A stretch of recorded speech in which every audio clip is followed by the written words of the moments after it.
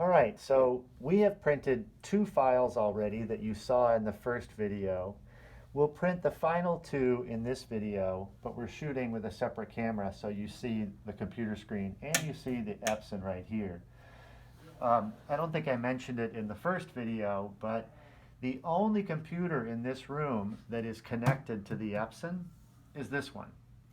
We prioritize this computer for printing films here.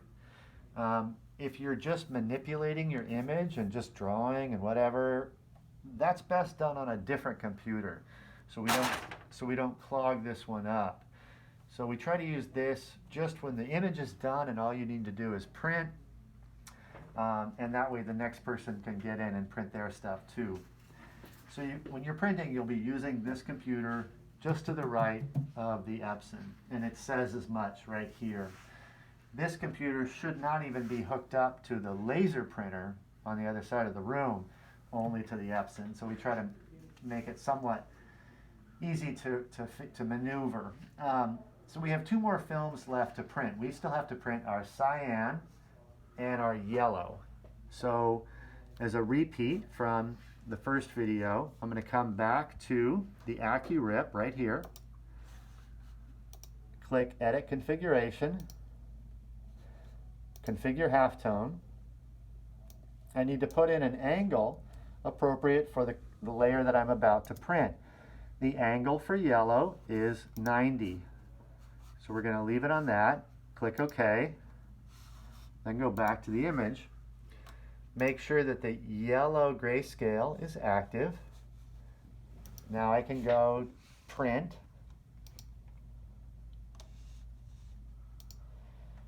Make sure I'm on Cmyk to Epson. Check the print settings. Make sure I'm on 17 by 15. Then scroll down. I need registration marks and labels.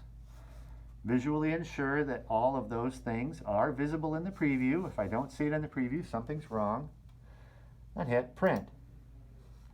I get the second dialog box that is from Epson. Just hit print. There you see it starting to happen. And then as we move over here, in a moment, you'll see the green blinking light telling you that it is processing information. And you can look through that cover to see it start to print. You also see the first 2 that I printed from the first video already right there. So while that one's printing, I can set up the next and final layer, which will be the cyan. So I go back to Cmyk, Edit Configuration, Configure Halftone. The angle for cyan is 108.4. Click OK. Come back to this image, make sure I'm on the cyan. Now I can go print. I'm on the Cmyk, 17 by 15. I scroll down. I got to turn on registration marks and labels. Make sure that all that's visible. Now I'm going to wait to hit print just because I don't like to clog up the printer with juggling too much data. So I'll wait until this one's done printing. It's not too far from being done. And then I'll hit print for this final layer. I'm going to make a 3rd video after this one that is exclusively about how to turn this on. You have to go through some options at the very beginning that won't make sense unless there's a video showing you how to do that. But since it was already turned on, I can't show it to you now. So there'll be a 3rd video that addresses that. When you are done printing, we definitely want you to turn this off. It will clog the heads if you don't and waste ink, and also require too much maintenance on the printer. So if you come in to print your films, this printer should be turned off. and then you're going to need that other video to know how to turn it on. Okay, so now I'm going to hit print for my cyan. So now that's done. I should see this start to blink. And I should hear it working.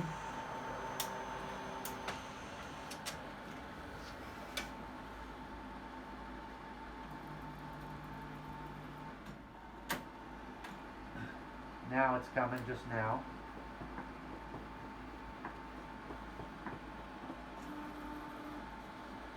One last thing to address while that's printing, come a little closer, is so by doing the split channel, I've got these 4 grayscales.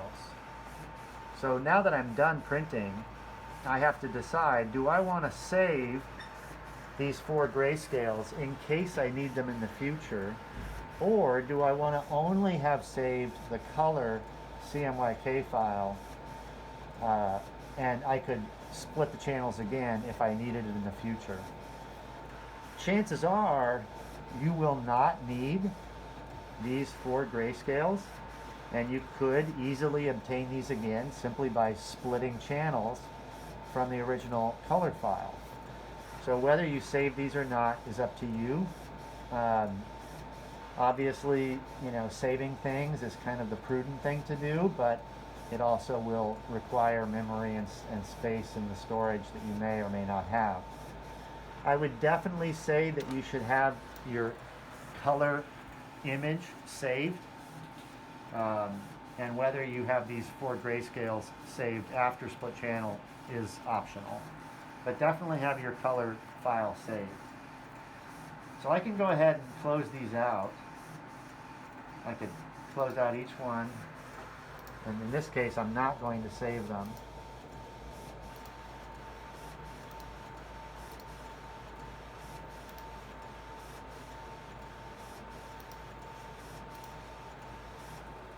Okay. So now I have, and it's going to take just one more moment. It's going to trim it. It's going to read the edge, and now it's going to make the cut.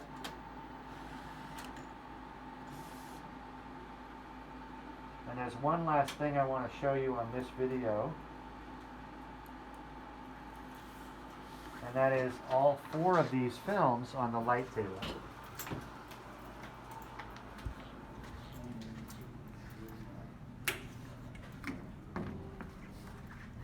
So here you see with our label that this is the black, and you see that the black is not even solid, right?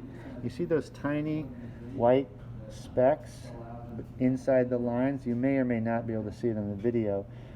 And that's, again, going back to what I was saying in the first video, that the black in CMYK is not intended to be super, super dark.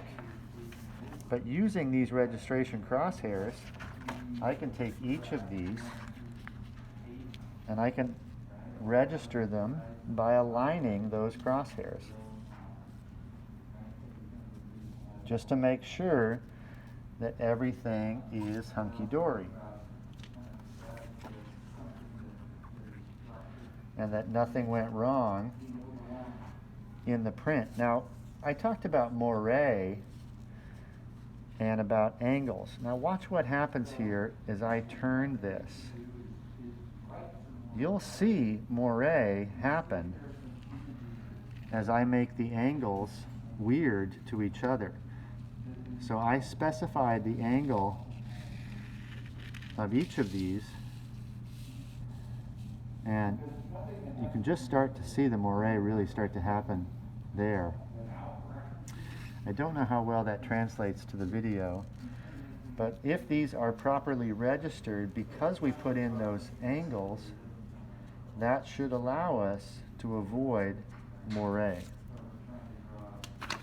Now, of course, in this case, I have all 4 layers in black, not in color. So all I'm doing right now is determining that they printed the same size and that everything is lining up. In proper registration of CMYK, I should have what's called the rosette. the rosette are these little wheels of dots that form. So when things are properly registered, all these dots are forming these little tiny wheels or flowers, and that's why they call it a rosette.